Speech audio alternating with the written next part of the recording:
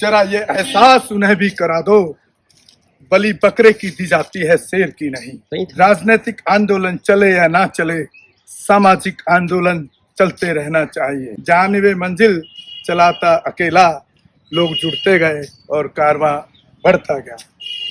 तो साथियों, आज साहब काशीराम जी के जन्म पर मेरे देशवासियों को शुभकामनाएं। देखिए, आज हैं हम अरुण धाकड़ टीवी अरुण जी के साथ में, जिन्होंने मेरी हिस्ट्री को थोड़ा जान करके आज उन्होंने मेरे से बात करने के लिए आए हुए हैं हमारे साथ में। क्योंकि मैं सन 84 से साहब काशीराम साहब के साथ रहा और कुछ एक दो 84 में ज्वाइन किया और 91 के इलेक्शन में जब कांशीराम साहब दिल्ली से लड़ रहे थे तो चाकुओं से अटैक हुआ मेरे ऊपर। लेकिन अगर आप पूछें, क्योंकि मुझे लीडर नहीं बनना था, तो मैं कोई नेता नहीं हूँ। तो और बाकी मुद्दों पर आप देखिए जो अरुण जी ने जो करेंगे, अभी हम आपको पूरी डिटेल के साथ जो साहब काशीराम जी का संघर्ष है और आज के जो मुद्दे हैं उन पर मैं आपको बताऊँगा। टीवी आज है 15 मार्च और आज के दिन हमारे देश में एक ऐसे महानायक का जन्म हुआ था जिसने भारत की राजनीति में तूफान ला दिया था। हम बात करने वाले हैं द ग्रेट लीडर कांशीराम जी की, जिनकी आज जन्म तिथि है।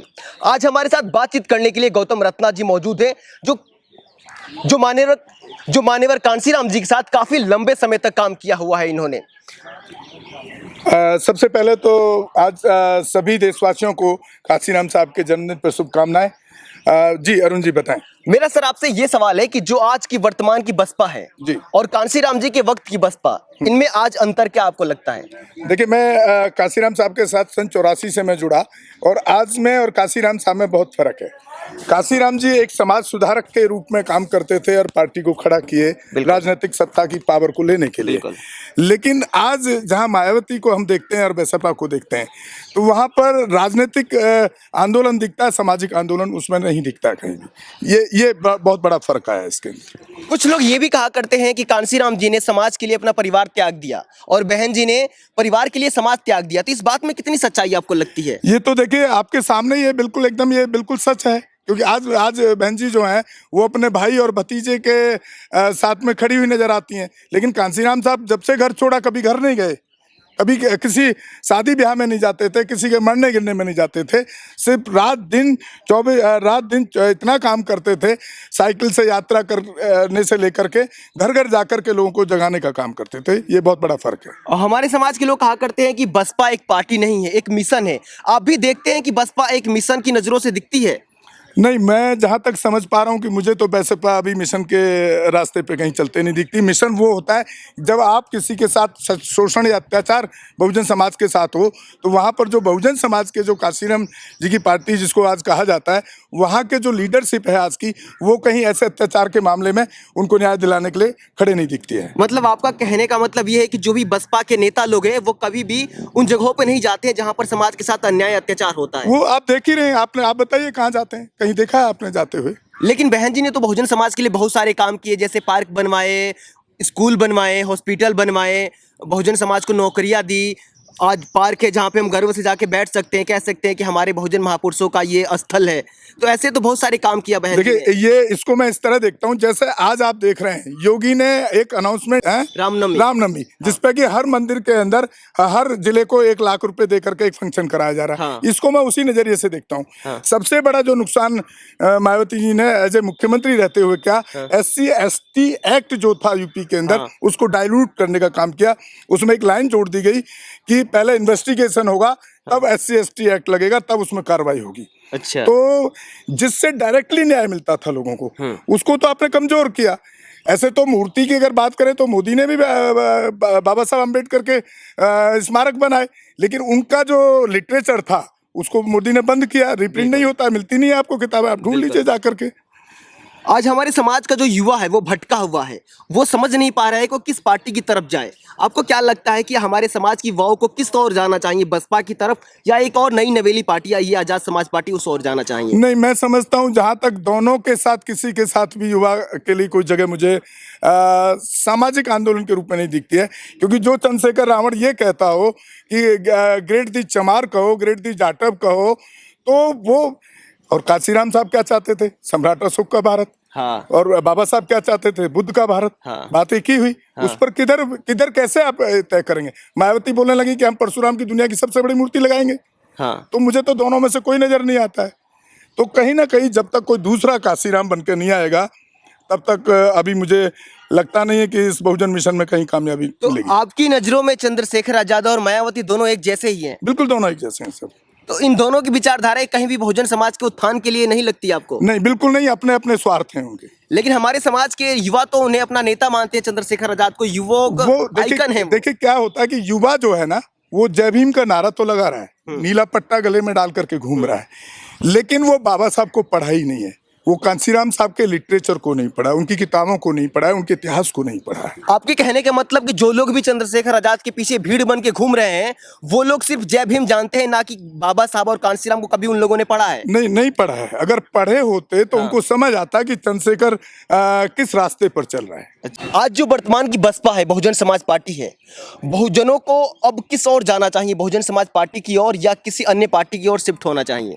नहीं, मैंने आपको अभी वही उसी बात का जवाब दिया मैंने आपको कि ये दोनों जगह उनके अपने स्वार्थ दिखाई दे रहे हैं, ना कि सामाजिक आंदोलन दिखाई दे रहा है, ना ही राजनीतिक परिवर्तन दिखाई दे रहा है।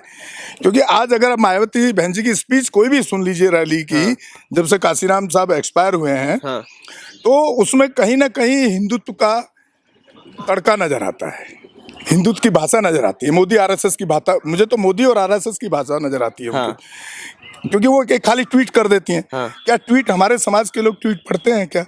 गांव वाला आदमी ट्वीट जानता है, यूट्यूब तो फिर भी जान गया है सोशल मीडिया की वजह से, लेकिन ट्वीट अभी भी लोग नहीं जानते। आप ट्विटर पे हैं? आखिर क्या वजह है कि बहन जी इतनी निष्क्रिय हो चुकी हैं? निष्क्रिय तो वही वजह है कि ये उनका इंटरनल मैटर हो सकता है, इसमें हम ज़्यादा नहीं कह सकते, तो वही बता सकती हैं।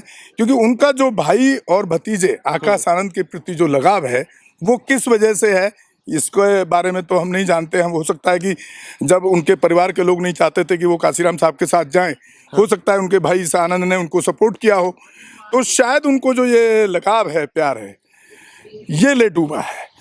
लेकिन देखा जाए तो सभी पार्टियां ऐसा ही कर रही है। अगर देखा जाए तो सारी पार्टियां आज यही कर रही है। मुलायम सिंह के अखिलेश यादव आ गए हैं, वो अपने राहुल गांधी आ गए हैं, तेजस्वी आ गए हैं, तो फिर बहन जी का भतीजा क्यों नहीं स्वीकार है? नहीं, इसलिए स्वीकार नहीं कि पहले उनको काशीराम साहब को समझना चाहिए, बाबा साहब के मूवमेंट को समझना चाहिए।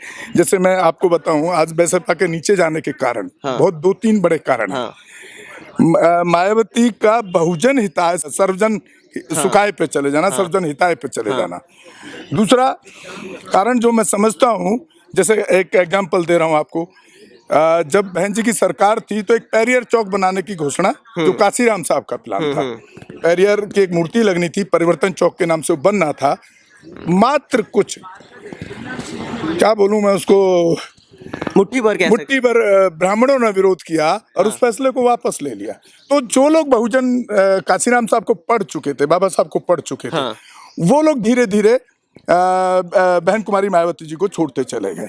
ऐसे बहुत सारे कारण हैं। जैसे अभी मैंने आपको बताया कि परशुराम की सबसे बड़ी वड की मूर्ति लगाएंगे, तो जो बहुजन मूवमेंट को, जो जहाँ सम्राट के भारत की बात होती है, बुद्ध के बाद, वो कैसे उसको एक्सेप्ट करेगा? तो ये ऐसे बहुत सारे बड़े कारण हैं। मतलब जो भी कांसीराम जी को पढ़ेगा वो बहन जी से लड़ बैठेगा। बिल्कुल लड़ बैठेगा। तो अब देखा जाए तो आप समझिए, मैं 35 साल में गुमराह होता रहा, कभी उनके खिलाफ नहीं बोला, काम करते रहे, पैसे से 35 सालों तक आपने कांसीराम जी के साथ काम किया है? नहीं, सन 84 से ज्वाइन किया, तो लगभग 35 साल के लगभग हो गया। लेकिन अभी मैं पिछले 5 साल से ना फिजिकल, ना हार्ट में, ना सोशल मीडिया के माध्यम से मैं बसपा के लिए सपोर्ट नहीं करता हूं। और बहुत सारे कारण हैं ऐसे। आज भी बसपा की जो चुनावी रैलियां होती हैं, उनको एक अजय शर्मा ब्राह्मण मैनेज करता है।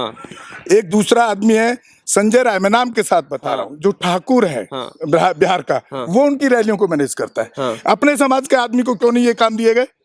तो कहाँ से आपको दिखता है कि वो बहुजन समाज के हितैषी होने का कोई काम किया उन्होंने? तो आपके कहने के अनुसार बहुजन समाज पार्टी भी वैसी ही है, चंद्रशेखर आजाद की पार्टी वैसी ही है, तो आखिर हमारे समाज के युवा, जो हमारे समाज के वोटर हैं, उन्हें अपना वोट कहाँ देना चाहिए? उन्हें किसे सपोर्ट करना चाहिए? देखिए, वोट की जहाँ तक बात करें तो अभी हमारे पास में कोई दूसरा ऑप्शन बसपा के अलावा नहीं दिखता है। अभी हम चंद्रशेखर को भी उतना तो, क्योंकि ऐसा नहीं कि मायावती जी ने साहब को नहीं पढ़ा या साहब को समझा नहीं है, या बाबा साहब को उन्होंने पढ़ा तो है, लेकिन उनको अपने कहीं ना कहीं अपने स्वार्थ, अपने भाई के प्रति जो स्वार्थ दिखता है, उसकी वजह से ये उनका डाउन होने का जो ग्राफ हुआ है, इसकी वजह से हुआ है। लेकिन अभी दूसरा कोई ऐसा प्लेटफॉर्म नहीं है कि आप वोट की, अगर आपने बात की वोट के लिए पूछा, तो बैसपा के अलावा हम किसी को कर सकते हैं, लेकिन आने वाले टाइम में हम एक्सपेक्ट कर सकते हैं। बहुत सारे लोग काम कर रहे हैं, युवा काम कर रहे हैं।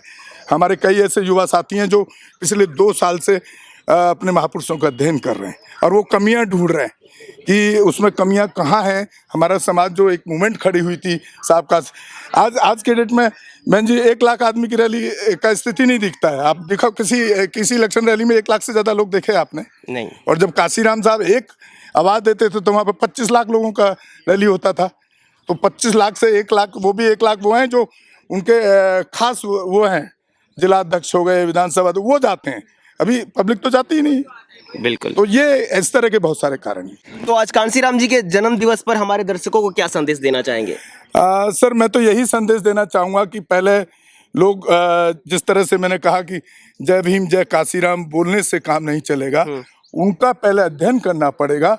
हमारे मूवमेंट में कहाँ कमी आई है इस दौरान, इस बीच में जब काशीराम साहब चले गए, परिनिर्वाण हो गया उनका, इस बीच में कहाँ कमियां रही हैं, उन कमियों को दूर करना होगा। और काशीराम ही नहीं, हमारे जितने भी महापुरुष हैं, फूले, पेरियर साहब, काशीराम, बाबा साहब अम्बेडकर, जितने भी हमारे महापुरुष हैं, उनके इतिहास को, ललित सिंह यादव हैं, फातिमा शेख हैं, ज्योतिबा फूले हैं, सावित्रीबाई फूले, उनको आपको पहले अध्ययन करना पड़ेगा, तब आपको जाकर के बहुजन मूवमेंट को आपको समझ आएगा। ये बहुत ज़रूरी है, जो हमारे समाज के युवा नहीं करते हैं। तो ये थे हमारे साथ गौतम रत्ना जी, जिन्होंने कांसीराम जी के साथ काफ़ी लंबे समय तक काम किया था। तो आपको ये वीडियो कैसी लगी कमेंट बॉक्स में हमें ज़रूर बताएं। साथियों, आपने अभी देखी मेरी और अरुण धाकड़ टीवी, और हमारा जो चैनल है वो बहुजन दस्तक के नाम से है। आप ने पूरा हमारा डिबेट देखा। अभी आप हमारे कमेंट बॉक्स में जा कर के अपनी राय जरूर दें। इसमें कहीं कमी लगती है या कोई गलती लगती है, आपको ज़रूर बताएं। और साथ में मैं जो दूसरा एक सब्जेक्ट पे काम कर रहा हूँ, मैंने राजनीति छोड़ दी, बैसपा छोड़ दिया, लेकिन समाज का नहीं छोड़ा, न समाज के मिशन को छोड़ा है। आज भी पूरे देश में कहीं पर भी अगर बहुजन समाज के साथ कोई अत्याचार होता है, कोई एट्रोसिटी होती है, उसमें हम वहाँ के एसएसपी, वहाँ के एसपी, वहाँ के डीएम, वहाँ के एसओ, वहाँ से सीओ से बात करके उसमें एफआईआर कराते हैं। अगर SC ST एक्ट बनता है तो SC ST एक्ट भी लगवाते हैं और उसमें कार्रवाई कराते हैं। तो साथियों, इसी के साथ आप इस तरह की कोई भी घटना हो तो आप ज़रूर हमारे चैनल को बताएं। इसी के साथ मैं आपसे विदा लेता हूं। जय भीम, जय भारत, जय संविधान। बहुजन दस्तक से गौतम रत्न। और देख रहे थे आप हमारे बहुजन दस्तक चैनल को, और हमारे चैनल को ज़्यादा से ज़्यादा शेयर, सब्सक्राइब करें और बेल आइकॉन जरूर दें, ताकि हम अपने महापुरुषों की विचारधारा आप तक पहुंचाते रहें और लोगों को न्याय दिलाते रहें। हमारे चैनल बहुजन दस्तक को लाइक, शेयर, सब्सक्राइब देखना मत भूलिएगा। जय भीम, जय भारत, जय संविधान। नमो बुद्धाय। धन्यवाद। चैनल आर्थिक समस्या से गुजर रहा है। अगर आप बहुजन समाज में बाबा साहेब अम्बेडकर और तथागत बुद्ध की विचारधारा को अधिक से अधिक लोगों तक पहुंचाना चाहते हैं तो हमें आर्थिक सहयोग प्रदान करें, ताकि हम अपने चैनल के माध्यम से देश विदेश में समता, बंधुता, एकता और संवैधानिक अधिकारों को ज्यादा से ज्यादा लोगों तक पहुंचा सकें। आप अपनी सहायता राशि नीचे लिखे खाते में जमा करा सकते हैं। खाता धारक गौतम रत्ना, खाता संख्या 316957686551, IFSC कोड SBIN 0060336, बैंक भारतीय स्टेट बैंक। आप हमारे बैंक खाते का विवरण स्क्रीन पर भी देख सकते हैं। टोको मत हमें, टोको मत हमें, आगे बढ़ते जाना है। जय भीम का नारा लगाना है, जय भीम का नारा लगाना है। जय भीम, जय भीम।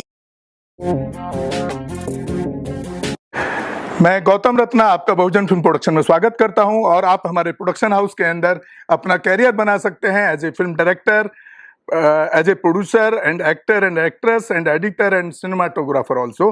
अगर आपको फिल्म से रिलेटेड कुछ भी प्रोजेक्ट आपको बनवाना है तो हमारे पास में पूरा सेटअप है, जिसमें फिल्म कैमरा है, शूटिंग लाइट्स है और एडिटिंग है। सारा A to Z एक ही जगह पर आपको हमारे यहाँ पर मिल जाएगा। तो दोस्तों, आप हमें कांटेक्ट कर सकते हैं हमारे नंबर्स पर 9810085714। और 8510005714 हमारे वेबसाइट पे विजिट कर सकते हैं www.filmserviceindia.com और हमें मेल भी कर सकते हैं gautamfilmsproduction@gmail.com पर। धन्यवाद।